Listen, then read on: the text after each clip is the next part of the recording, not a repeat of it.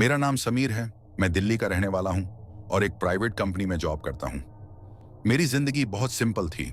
सुबह ऑफिस, शाम को घर, कभी कभी दोस्तों के साथ बाहर जाना और फिर सो जाना। लेकिन कुछ दिन पहले जो मेरे साथ हुआ वो इतना डरावना और असली था कि अगर मैं खुद पर बीती हुई चीजों को महसूस ना कर चुका होता तो शायद मैं भी इस पर यकीन नहीं करता। ये कहानी उन लोगों के लिए नहीं है जो कमजोर दिल के हैं। ये कहानी उन लोगों के लिए भी नहीं है जो सोचते हैं कि ये सब सिर्फ फिल्मों में होता है। ये कहानी सिर्फ उनके लिए है जो ये समझते हैं कि इस दुनिया में हम सब कुछ नहीं जानते। मैं उस दिन बिल्कुल नॉर्मल तरीके से उठा था। अलार्म बजा, मेरी आंखें खुलीं और मैंने अपने कमरे की छत की ओर देखा। मुझे थोड़ी देर तक अजीब सा महसूस हुआ, जैसे कुछ अलग हो। हालांकि ये एहसास बहुत हल्का था और मैंने इसे इग्नोर कर दिया। मैंने फोन उठाया और टाइम देखा। सुबह के 7 बज रहे थे। मुझे ऑफिस के लिए निकलना था तो मैं बिस्तर से उठा और बाथरूम चला गया। अब तक सब कुछ बिल्कुल नॉर्मल था, लेकिन फिर चीजें बदलने लगीं। मैं बाथरूम से निकला और जैसे ही अपने कमरे में आया तो मेरी नजर सामने लगे वॉल क्लॉक पर गई। समय 6:30 दिखा रहा था। अभी तो फोन में 7:30 देखा था। मैंने बड़बड़ाते हुए फिर से फोन उठाया। अब फोन में भी 6:30 ही था। मुझे लगा शायद मैंने गलती से टाइम गलत देख लिया होगा। मैं आगे बढ़ा, अपना कपड़े पहनने लगा और फिर किचन में चला गया। लेकिन जैसे ही मैंने वहां जाकर फ्रिज खोला तो मेरी पूरी बॉडी फ्रीज हो गई। फ्रिज पूरा खाली था, एक भी सामान नहीं था। मुझे हैरानी हुई। मैं सोच में पड़ गया। कल रात मैंने खुद अपने हाथों से दूध रखा था अंदर, लेकिन अब वो गायब था। पूरा फ्रिज ऐसा लग रहा था जैसे कभी इस्तेमाल ही नहीं हुआ हो। अब तक भी मैंने इसे एक नॉर्मल गलती मानकर इग्नोर किया। मैंने सोचा शायद घर का कोई सामान खत्म हो गया हो और मुझे याद ना हो। लेकिन फिर अगली चीज ने मेरी रूह तक हिला दी।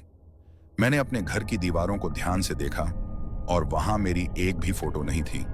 हर जगह खाली था। मेरी फैमिली फोटो, मेरा ग्रेजुएशन सर्टिफिकेट, मेरी ऑफिस आईडी, सब कुछ गायब था। मुझे कुछ समझ नहीं आया। मेरे पूरे शरीर में ठंडा पसीना आ गया। मैंने तुरंत अलमारी खोली और वहां अपनी पुरानी फाइल्स चेक करने लगा, लेकिन मेरी पहचान का एक भी सबूत नहीं था। ये क्या हो रहा है? मैंने अपने आप से कहा। अब तक मेरा दिमाग बहुत तेजी से काम कर रहा था। मैंने सोचा शायद मैं गहरी नींद में था और कोई ड्रीम स्टेट में फंसा हुआ हूं। मैंने खुद को चुटकी काटी। दर्द हुआ तो ये सपना नहीं था। अब मुझे हल्का डर लगने लगा। क्या कोई मेरे घर में घुसा था और मेरी चीजें हटा दी? लेकिन ऐसा कैसे हो सकता था? और अगर गुस्से होते तो सिर्फ मेरी चीजें ही क्यों गायब होती? मैंने अपना मोबाइल उठाया और मम्मी को कॉल लगाया। The number you are trying to reach does not exist. गलत नंबर। मैंने दोबारा नंबर डायल किया, इस बार और ध्यान से। The number you are trying to reach does not exist. अब मेरा गला सूख गया। मैंने पापा का नंबर मिलाया। The number you are trying to reach does not exist. अब मेरे हाथ पांव ठंडे पड़ने लगे। मैंने अपने सबसे करीबी दोस्त राहुल का नंबर मिलाया। घंटी बजी। हेलो। मुझे थोड़ी राहत मिली। राहुल भाई सुन, कुछ बहुत अजीब हो गया है मेरे घर में। कौन बोल रहा है? अबे क्या मजाक कर रहा है? मैं समीर। कौन समीर? भाई मैं तुझे नहीं जानता।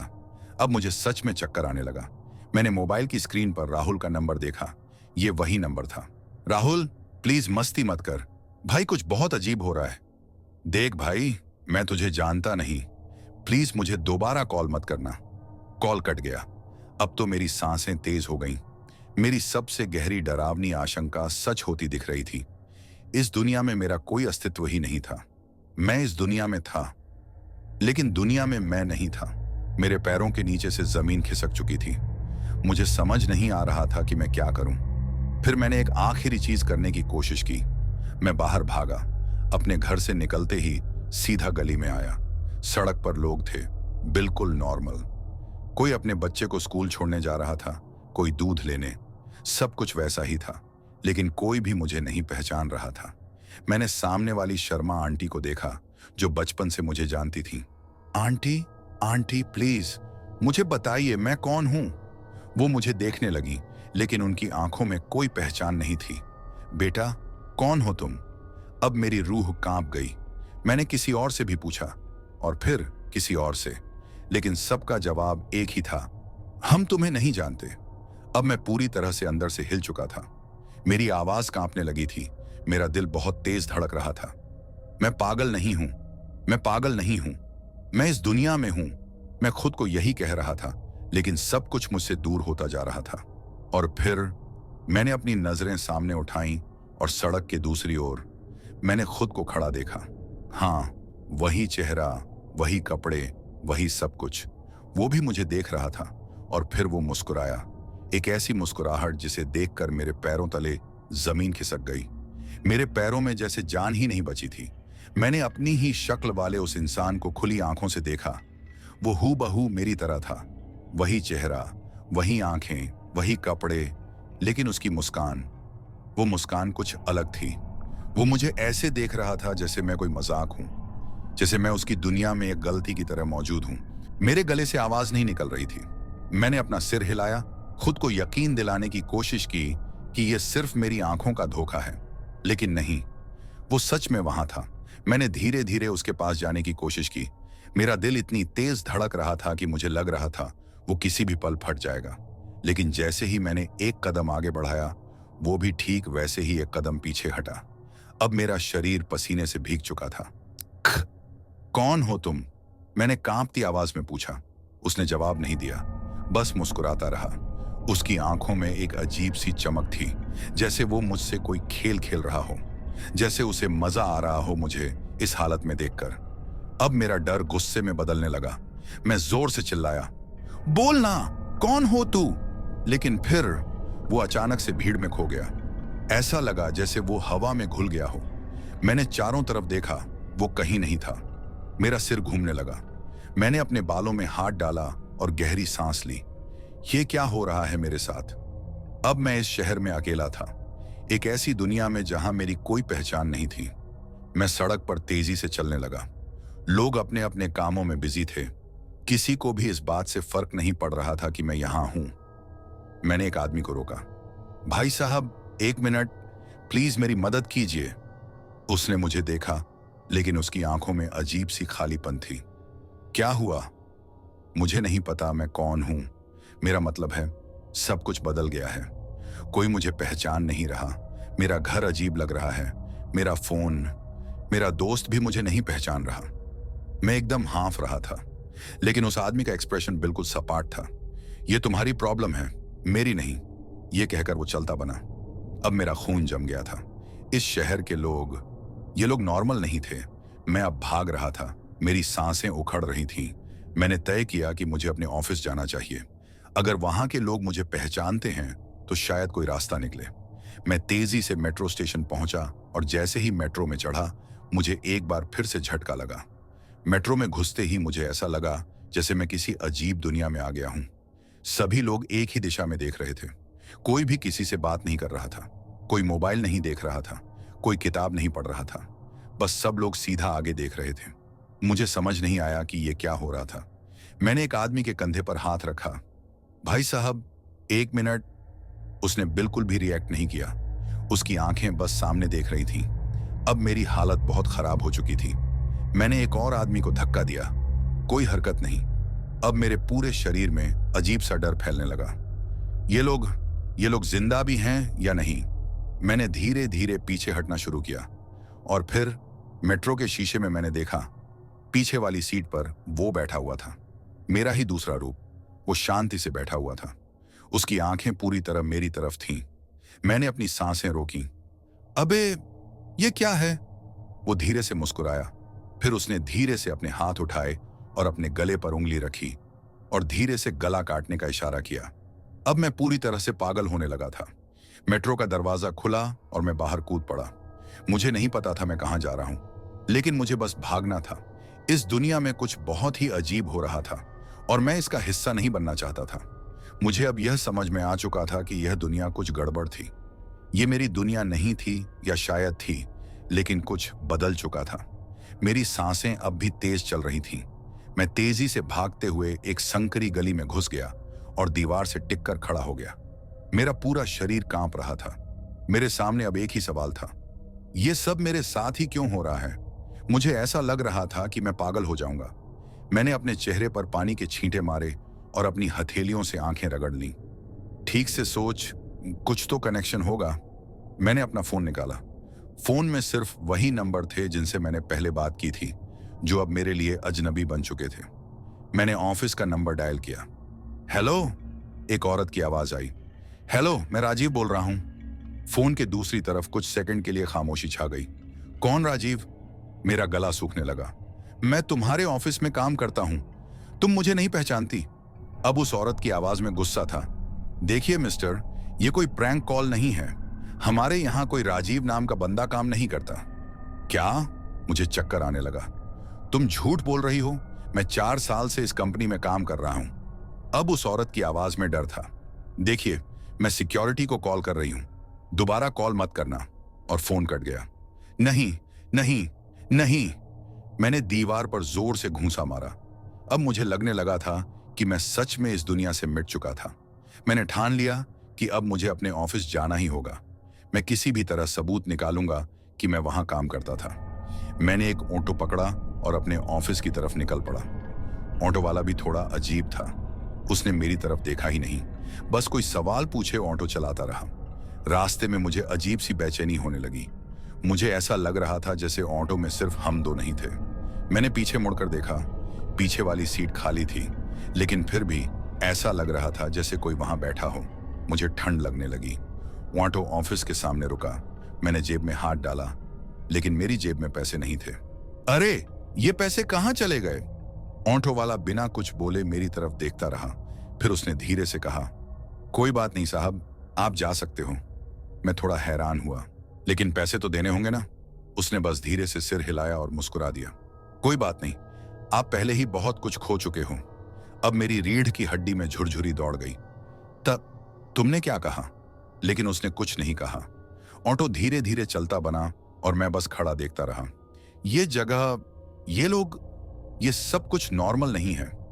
ऑफिस की बिल्डिंग मेरे सामने थी। मैंने गहरी सांस ली और अंदर चला गया। जैसे ही मैं रिसेप्शन पर पहुंचा, मेरी धड़कन बढ़ गई। रिसेप्शन पर बैठी लड़की मुझे पहचानती भी नहीं थी। जी, आप किससे मिलना चाहते हैं? मुझे किसी से मिलने की जरूरत नहीं है, मैं यहां का एम्प्लॉय हूं। वो लड़की अजीब नजरों से मुझे देखने लगी। सॉरी सर, लेकिन हमारे यहां कोई राजीव नाम का एम्प्लॉय नहीं है। मुझे अब लग रहा था कि मैं पागल हो जाऊंगा। मैंने ऑफिस के अंदर जाने की कोशिश की, लेकिन सिक्योरिटी गार्ड ने मुझे रोक दिया। सुनिए, मैंने यहां 4 साल काम किया है, मेरी टेबल भी है यहां, मैं हर किसी को जानता हूं। लेकिन सब मुझे ऐसे देख रहे थे जैसे मैं कोई अजनबी हूं। अब मुझसे रहा नहीं गया। मैंने सिक्योरिटी को धक्का देकर अंदर भागने की कोशिश की। रुकिए! गार्ड ने मेरी बांह पकड़ ली। अब पूरा ऑफिस मुझे देख रहा था, और तभी एक आदमी बाहर निकला। मैंने उसे देखा और मेरी पूरी दुनिया ही हिल गई, क्योंकि वो मैं था, मेरी ही शक्ल वाला कोई और। उसने मेरी तरफ देखा और हल्की मुस्कान दी। राजीव! उसकी आवाज मेरी ही आवाज जैसी थी। अब पूरा ऑफिस मुझे ऐसे देख रहा था जैसे मैं कोई अपराधी हूं। मेरा दिल इतनी तेज धड़कने लगा कि मुझे लगा वो सीने से बाहर निकल आएगा। तब, तुम कौन हो? उसने कोई जवाब नहीं दिया, बस मुस्कुराया, फिर धीरे धीरे मेरी तरफ बढ़ने लगा। मैं ही तो हूं राजीव। अब मेरी टांगें कांपने लगीं। ये क्या हो रहा है? और फिर उसने जो कहा, उसने मेरी पूरी दुनिया ही बदल दी। तुम यहां नहीं होने वाले थे, लेकिन गलती से तुम रह गए। अब मेरे पूरे शरीर में ठंड दौड़ गई। क्या? तुम मर चुके हो राजीव? मुझे ऐसा लगा जैसे किसी ने मेरे कानों के पास बम फोड़ दिया हो। नहीं, ये झूठ है। सच को झूठलाने से सच नहीं बदलता। तू पागल है। मैं जिंदा हूं, मैं बोल रहा हूं, सांस ले रहा हूं। ये सब झूठ है। वो फिर मुस्कुराया। अगर तुम जिंदा होते तो कोई तुम्हें पहचानता क्यों नहीं? अब मेरी आंखों के आगे अंधेरा छाने लगा। अगर तुम जिंदा होते तो इस दुनिया में तुम्हारा नाम क्यों नहीं होता? मुझे कुछ समझ नहीं आ रहा था। मेरा दिमाग सुन्न पड़ चुका था। अगर तुम जिंदा होते तो मैं यहां नहीं होता। अब मेरा शरीर हिल भी नहीं रहा था। अब चलो, तुम्हें वहां जाना होगा जहां तुम्हें होना चाहिए था। और फिर उसने धीरे से अपना हाथ मेरी तरफ बढ़ाया। अब मैं बस खड़ा रह गया। मेरे पास कोई रास्ता नहीं था। अगर तुम जिंदा होते तो मैं यहां नहीं होता। उसकी आवाज मेरे कानों में हथौड़े की तरह गूंज रही थी। अब चलो, तुम्हें वहां जाना होगा जहां तुम्हें होना चाहिए था। उसका हाथ धीरे धीरे मेरी तरफ बढ़ रहा था। नहीं, मैं अचानक पीछे हटा और पूरी ताकत से भागने लगा। ऑफिस के लोग अब भी मुझे घूर रहे थे, लेकिन कोई कुछ नहीं कर रहा था। मुझे इस वक्त सिर्फ एक चीज समझ आ रही थी, मुझे यहां से निकलना होगा। मैंने गार्ड्स को धक्का दिया और दौड़ते हुए बाहर आ गया। बाहर निकलते ही मेरी सांसें तेज हो गईं। मेरी धड़कन इतनी तेज थी कि मुझे लग रहा था कि मेरी छाती फट जाएगी। क्या हो रहा है मेरे साथ? मैंने अपने चारों तरफ देखा। रास्ते पर लोग चल रहे थे, गाड़ियां जा रही थीं, सब नॉर्मल दिख रहा था, लेकिन मैं जानता था कि कुछ भी नॉर्मल नहीं था। मुझे किसी से मदद लेनी होगी। मैंने अपना फोन निकाला। मेरे कांपते हाथों ने मेरी मां का नंबर डायल किया। फोन बजा। 1 2 3। हेलो। मां की आवाज सुनते ही मेरी आंखों में आंसू आ गए। मां प्लीज मेरी बात सुनो। कौन बोल रहा है? मेरा पूरा शरीर सुन्न पड़ गया। मां, ये मैं हूं, राजीव, तुम्हारा बेटा। फोन के दूसरी तरफ कुछ सेकंड की खामोशी रही। फिर, मुझे नहीं पता तुम कौन हो, मेरा कोई बेटा नहीं है। क्या? मां, ये तुम क्या कह रही हो? गलत नंबर डायल मत करो। और फोन कट गया। नहीं, ये हो नहीं सकता। अब मेरी टांगें कांप रही थीं। मैं एक बेंच पर बैठ गया और अपना सिर पकड़ लिया। अगर मेरी मां को मैं याद नहीं हूं, तो मैं हूं ही कौन? तभी मुझे याद आया, मेरा घर। हां, मुझे अपने घर जाना होगा। मैं भागते हुए अपने घर की तरफ बढ़ा। रास्ते में सब कुछ वैसा ही लग रहा था, लेकिन मुझे अंदर से महसूस हो रहा था कि कुछ बदल चुका है। जब मैं अपनी गली में पहुंचा तो मेरा दिल इतनी जोर से धड़क रहा था कि मुझे लगा कि मैं गिर जाऊंगा। मैंने अपने घर की तरफ देखा। मेरा घर वहां था ही नहीं। नहीं, नहीं, ये मजाक है। जहां मेरा घर हुआ करता था, वहां अब एक खाली जमीन थी। ऐसा कैसे हो सकता है? मेरी आंखों के सामने अंधेरा छाने लगा। क्या हुआ भाई साहब? मैंने सिर उठाया। मेरे सामने एक बूढ़े आदमी खड़े थे। ये घर कहां गया? यहां तो एक मकान था। बूढ़ा आदमी अजीब नजरों से मुझे देखने लगा। यहां बेटा, यहां तो पिछले 20 सालों से कुछ भी नहीं है। अब मेरी रीढ़ में ठंड दौड़ गई। नहीं, यहां मेरा घर था। मेरी मां रहती थी यहां। मैं बचपन से यहां रह रहा हूं। बूढ़े आदमी ने गहरी सांस ली। बेटा, मैं पिछले 30 सालों से यहां रह रहा हूं। मैंने कभी यहां कोई मकान नहीं देखा। अब मेरी टांगें कांप रही थीं। मैं सच कह रहा हूं, आप झूठ बोल रहे हो। बूढ़े आदमी ने मेरी आंखों में देखा और फिर धीरे से पूछा, बेटा, तुम ठीक तो हो ना? अब मैं समझ चुका था, कुछ बहुत गलत है। अब मैं खुद पर शक करने लगा था। क्या मैं पागल हो गया हूं? मेरे खुद के घर का कोई नामो निशान तक नहीं था। ऑफिस में मेरी पहचान नहीं थी। मां तक मुझे नहीं पहचानती थी। और सबसे डरावनी बात, मैं खुद को इस दुनिया में मौजूद साबित नहीं कर सकता। तभी अचानक मुझे किसी ने पीछे से पुकारा, राजीव। मेरे शरीर में झुरझुरी दौड़ गई। मैंने धीरे धीरे मुड़कर देखा। सड़क पर कोई नहीं था, लेकिन मुझे महसूस हो रहा था कि कोई वहां था। हवा अचानक ठंडी होने लगी। अब मुझे महसूस हुआ कि कोई मेरी ही परछाई में खड़ा है। राजीव, तुम यहां नहीं होने वाले थे। अब मेरी सांसें तेज होने लगी। कौन हो तुम?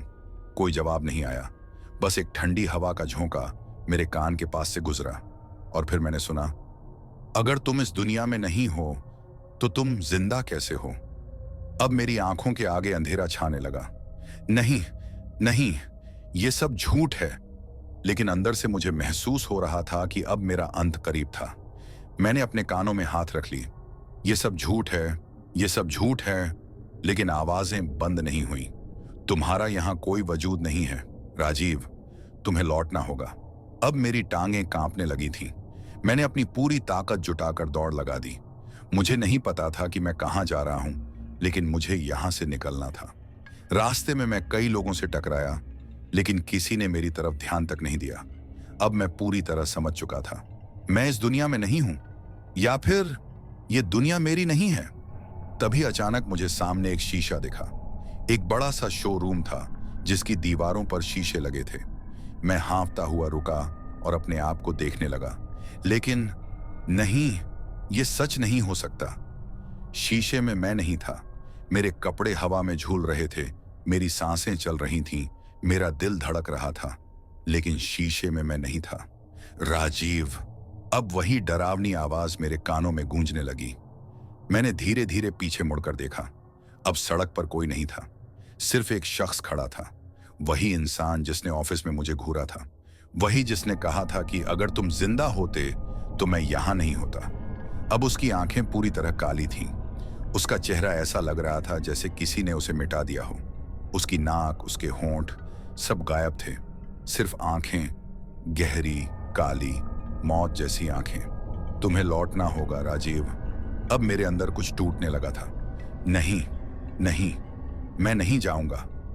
लेकिन तुम यहां नहीं हो सकते। अब उसकी आवाज अलग हो गई थी, जैसे कई लोग एक साथ बोल रहे हों। अब मेरी टांगें काम नहीं कर रही थीं। तुम्हारी जगह वहां है जहां तुम पहले थे। अब उसकी आवाज सीधी मेरे दिमाग में गूंज रही थी। नहीं, नहीं। मैं पीछे हटने लगा, लेकिन अचानक उसका हाथ मेरी छाती के अंदर चला गया। मैंने अपनी आंखें चौड़ी कर लीं। मेरे पूरे शरीर में एक अजीब ठंडक दौड़ गई। अब मेरी सांसें धीमी होने लगीं। मैंने अपने हाथों से उसे हटाने की कोशिश की, लेकिन मैं उसे छू भी नहीं पा रहा था, जैसे मैं खुद हवा बन चुका था। अब मेरी आंखों के आगे अंधेरा छाने लगा। उसकी काली आंखें मुझ में समाने लगीं। अब मेरी पहचान मिट रही थी। अब मैं कुछ नहीं था। अब मैं मौजूद ही नहीं था। राजीव मर चुका है, हमेशा के लिए।